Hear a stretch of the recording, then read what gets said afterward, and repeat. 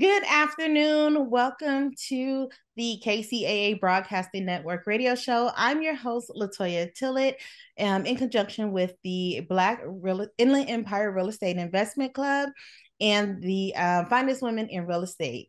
So a little bit about myself. My name is Toya Tillett. I am the broker owner of Tillett Realty Group, and I'm also the CEO of Tax Plus Financial Services. So what I do is I help my clients put together portfolios that include not only commercial, residential, and multifamily properties, but also international properties as well, while maximizing their tax benefits. So it is tax season. So I hope you guys are getting prepared and getting ready for that, especially my business owners. I hope you have all your receipts and everything together, and don't stress your CPA or your tax person out this tax season. Have everything together. So without further ado, I would like to introduce my guest for today, actually. And so I want to thank her a lot for joining me at the last minute. Her name is Michelle Estrella. She is the branch manager for Guild Mortgage in the city of Wildomar. So welcome to the show, Michelle.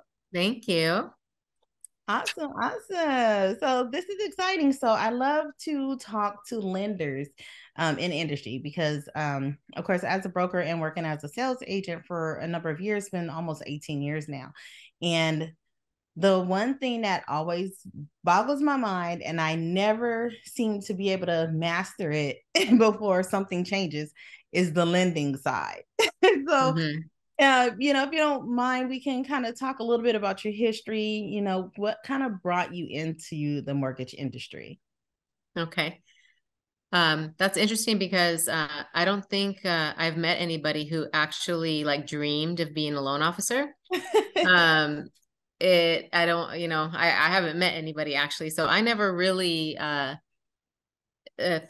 ahead of time about being a loan officer. The way that I got into the business was that I was 19 in 1984. So that you could do the math. Okay. 1984, I was working for a courier service while I was going to school. I'm going to college, junior college, and I was working for a courier service who delivered packages, any paperwork having to do with contracts, loan docs, escrow paperwork. It was a title account. So we went to real estate offices, lender offices, escrow offices, title offices, and sometimes attorney's office. And when I was doing my route, I just noticed, the mortgage industry and the people who were working at some of the places where I was delivering loan docs or signed contracts or executed escrow instructions, and I applied. Okay. So I applied on my route, and I got a job in the funding department to start out. That was in 1984. So in March this year, 2023, it'll be 39 years that I have been in the lending industry. Wow, that is amazing. So I'm like, oh my goodness, you said 84. I was actually born in 1981. So I was a toddler when you started, but hey, you look amazing. So hey, I wouldn't feel anything about it because I even kind of feel that way too. And I'm like, oh, I've been doing real estate. It'll be 18 years next month. And I'm like, wow, 18 years. Yeah. But yeah, I can't even believe it, Yeah. Where has the time gone? Even 10 years. Right. Yeah. So, it flies right on by. So you told us a little bit of how you got into the loan industry by starting on your route. So like you said, that wasn't really your big dream when you were younger, like, hey, I'm going to go and be a loan officer. Right. So how has the market been for you? I mean, being in the industry for 39 years, I can only imagine some of the things you've seen, like me personally, I went through that downturn, but from what I'm hearing, that wasn't the first time that has happened. So what have you seen over the 39 years? Like, what has been some of the changes you've seen in the market and with the lending industry, especially? Well, it's interesting because in all those years, it has stayed the same more than it has changed. If we look at it from a big scope. Okay. And back in the day, qualifying for a mortgage wasn't much different than it is today. in the current market. Obviously, technology has made a difference. We didn't have FICO scores. We didn't have technology. I didn't even have email. Wow. Um, I know we had, computers, but most of the things that we reviewed were paper. And when we drew loan documents, there wasn't any email to email loan documents. So that's why I was working for a courier service. We had to Right. drive everything, contracts and everything everywhere. You couldn't just do an email. Wow. So as far as, the technology and things that are available, that has changed a lot. As far as the tactical aspect of it, it hasn't changed much. If you look at it over time, we did have different programs that change over time, but really the qualifying for a loan, it's surprising how much it is still the same. Oh, okay. And as far as different markets, like the ebbs and flows, the highs, the lows, it's always a cycle. I think we used to be able to depend on something more cyclical before technology. And I think the reason why we could do that is because there wasn't all of the information. The data wasn't like just thrown at us regularly about what we should do. So, right now it's like information overload and sensory overload with everyone's opinions and what you could do. So we didn't have that. So it was really just, like a slower paced, people like to buy homes in summertime and when the kids are out of school and stay indoors in their home until maybe the Super Bowl and then get back out in the spring. And, it was different in that way, but I've seen a lot of different markets. I haven't seen, in my opinion, I think that as far as a good market and a bad market, as far as the buyer and the seller are concerned, I think that the only market that there is one that meets their needs. It's like if you're ready to buy a home and you have the means and the willingness to pay the debt and some sense of income stability or something Right. fairly predictable, and you can afford to buy a home, it's time.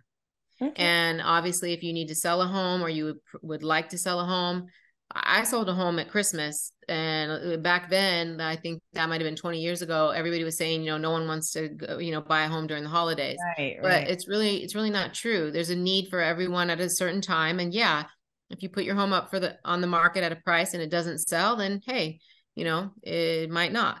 But the time to act on your life and your needs is when you're ready. So there's really not, I would say, a specific time for everyone, because in addition, if there's a specific time for everyone and everyone is trying to do it, it changes everything anyway. That's true. So, it's like, a sale on flat screen TVs. Well, if everybody's trying to buy one, you might not get one. If That's everyone yeah, needs like one and there Black aren't any, Friday. the prices might go up. So, you know, there's a sense of just the straight economics around all markets, but home ownership is just a very personal, individual thing. And everyone will go through that journey possibly in a different way, and really trying to time it for other specific reasons other than your own personal reasons usually doesn't work out maybe like you would think. Mm-hmm. That is true. And that's always what I tell, people who call me up all the time because you know how it is. Hey, is this a good time to buy? Is this a good time to sell? And I'm like, the best time to buy or sell is when you have that question. So if you're Yeah. already questioning it, then you're thinking about it. So it's time for you to make a move and do it. Yeah. 100%. Yes, Yeah. yes. So I like that a lot. So um, you know, lending, it always has that how do I want to say it? It's kind of like that catch 22 thing for me or for my buyers sometimes. And so, we'll feel like, oh, hey, they can afford this much rent. They should be able to afford a mortgage around that. But then sometimes we get to the qualification table and, it's like, oh, you need to wait a year or you need to show more income. Can you give the listeners out there kind of a summary of what it takes to actually purchase a home. I know people, that burning question is always, if I want to buy a $500,000 house, how much money do I need to make? Okay, we can't really get that detailed into it, but if you could just give them a general idea of what to expect and what they need to actually qualify for a home. Okay. So I will say that lending is very nuanced, and there's sometimes so many moving parts that when I'm talking to a client, I feel like that could definitely be sensory overload. But as a lender, I'm starting first that if there's like a four-legged stool, we need four legs. And sometimes we might have three, sometimes we might have two, sometimes we might have one. Sometimes if we look at a different program, we have two different legs over here and two different legs over here, but we don't have four on each. So the criteria, if we think about it in that way, is we need to meet a minimum FICO score. Okay. That will be different for a different program, but there will be something that will be a minimum score. So for whatever program we're going for, that'll be one thing we need to do. We need to meet the maximum allowable debt to income ratio for the specific program. And this is going back to the how much do I need to make if I want to afford X, is that it's just as a general, very general, because again, very nuanced, but very general, about, let's say 36 to 40%, maybe up to 45% of your gross income for your housing payment. So that's for your ratio. So your payment in relationship to your gross income will be somewhere between like 36 and 40 to 45. Okay. And then your overall debt, which will be the new house payment, as well as any debt, installment, so auto student loans, other mortgages, credit card debt, personal loans, all of that and the house payment in relationship to your income can go up to approximately 50%. There's programs that go up to 56, but you're going to need to be in a sweet spot for whatever program that you need, and it's going to be the two ratios. So we have FICO score, we have debt to income ratio. Then the other piece is your employment history overall. Again, very nuanced to different programs, but you're going to want to show the income that demonstrates your ability as well as your willingness to pay your debt. So your ability to pay your debt would be, is your income going to continue? Are you relatively secure? Have you shown a past work history that demonstrates you would go forward with some type of a secure income? Okay.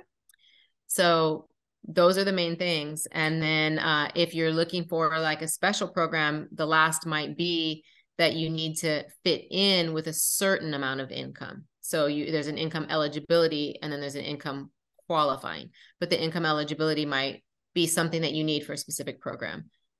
Okay. All right. Awesome. That's amazing. So I'm happy to hear it broken down that way because I've dealt with lots of lenders and I haven't quite heard it broken down that way. So that helps me understand a little bit better what to look for. And I was actually taking notes here for myself while you were talking. So I'm like, okay, so I know these are the things, to tell people to kind of watch out for or look out for. So with that being said, we're going to go ahead and take a quick commercial break. And then when we come back, we're going to touch on lending for people like myself who are self-employed or like, if you're not on salary, how to get qualified if you're not a regular salaried employee. So we'll go ahead and take a break and we'll see you guys in about 2 minutes.